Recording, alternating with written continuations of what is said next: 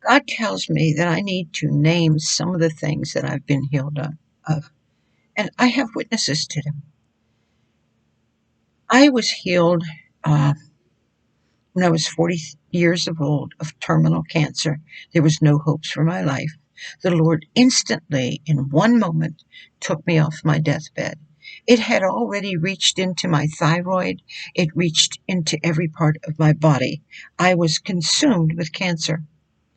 And when the Lord touched me, I could feel a touch on my thyroid and in my body that felt so good and so wonderful that I could have been there for eternity and loved every second of it. When He touched me, doctors, nurses, everybody saw those healings and even in some cases testified to them. If I would get sick with anything and I would go to the doctors and they would diagnose it. They got to a point where I was healed so many times that they would go, "Oh, I'm not going to touch that. Oh, no, we won't touch what God did. We're not even going to test it to see if it's gone. We know that it's gone because they've seen it disappear too many times." Why would God do that for me? Why would God take a person and spend a lot of time in teaching them how to fight Satan off of their bodies? How to fight if He wanted me to only talk to a little handful of people? When God pulled me out of uh, this mental illness that I had, uh, that I went through before I got saved, where God worked with me for 2 years in showing me nothing but love, because He knew that my mind was so messed up, I couldn't have received Jesus Christ. I couldn't have received the truth. Now, if God would do that with me, how much more do you think He's doing with people who have suffered atrocities that you have never gone through? But yet you walk around and strut around as though I got it all. And as though if they don't listen to you, you're going to dust your feet off on them. If they don't come the way you say they should, you're going to curse them. They're they're dead. They're gone. Because they're going to answer for what they're doing. How do you know if that person that you witnessed to hadn't been trying for years to get out of where they're at? And you come along and curse them and say, "You're going to go to hell if you don't come to church. You're going to go to hell if you don't go into the Bible the way Jesus said." You have no business talking to anybody like that.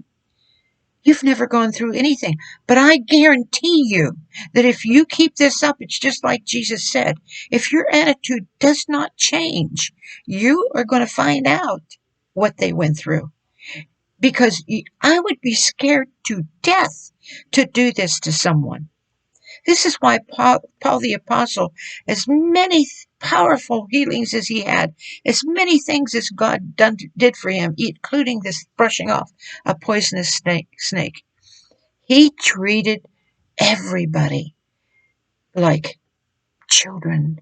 He nursed them. He treated them with such a fear of God on him to be good to them.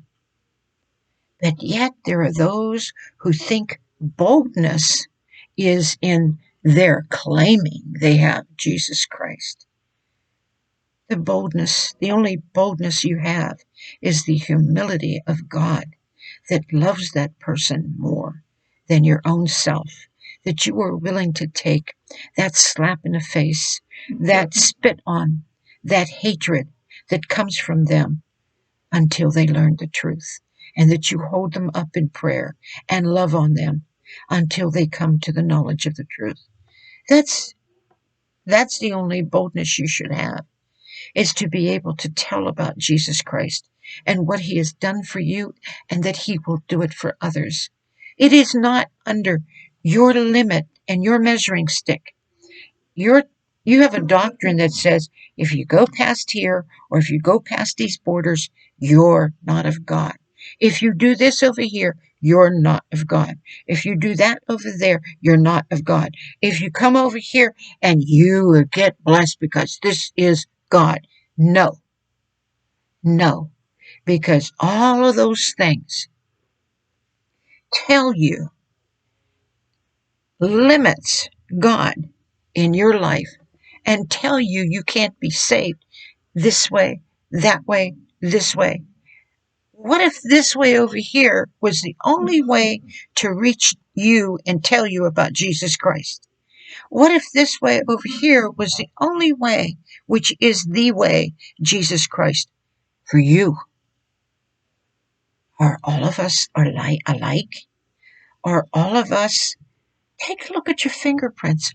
Do all of us have the same fingerprints? Have all of us walked through the same pattern of life that we can dare to look at another and condemn them to hell for the rest of their life because they are not in our church or they are not doing what, you know, it took me almost 3 years before I got into the Bible. God nurtured me and loved on me for 3 years before I even found out about Jesus Christ. He didn't have somebody knocking on my door. He didn't have anybody bringing me a Bible. He didn't have anybody talking to me about God, but he never left my side. He talked to me morning, noon, and night so that he could take all the fears, all the misunderstandings, all of the heartache and all the pain and get it so subsided that I could hear Jesus Christ.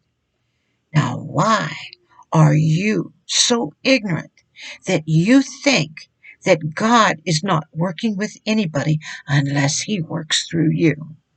Why are you so ignorant that you think that because they're not and never listen to you, they're not getting into heaven? You know, when God told the apostles, the disciples to dust their feet, the disciples were living the life. Are you?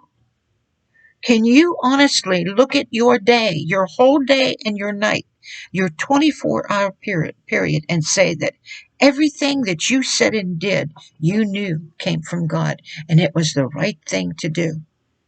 And you know that it's godly, not according to your doctrine, but according to the scriptures about who Jesus Christ is. Have you loved the way he loved? Or did you, in the end, demand a reward for what you did?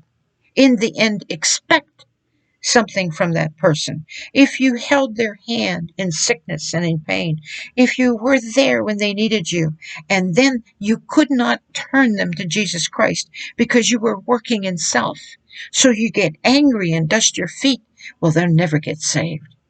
My goodness. I'd be afraid to be in your shoes. Some of you people, I don't know what you're doing in church. I don't know what you're doing with other people. I would be afraid to be you. The fear of God is not in you. And I would be praying like I did.